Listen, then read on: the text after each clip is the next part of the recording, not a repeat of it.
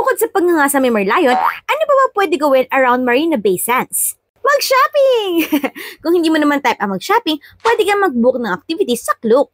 First activity, Sampan Ride. This is a 10-minute activity inside Marina Bay Sands. Sakay kang ng boat and yung boat man ang bahala sa inyo.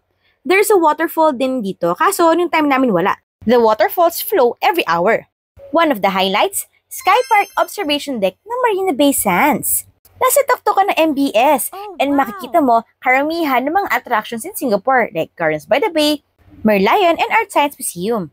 Best time to visit is during sunset para medyo romantic ang dating. Next, Digital Light Canvas. This is located near the food hall ng MBS. Here you can color the pictures and scan it para mapunta siya dito sa floor. Pwede mo siyang tapakan and it will burst. Last but not the least, Future World, where art meets science. Sa may art museum to located katabi ng MBS, Interactive Art and Science Museum to.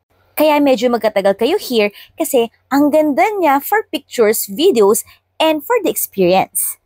Those are just some things that you can do in MBS. Kaya save this video for reference pagpunta mo ng Singapore. Enjoy!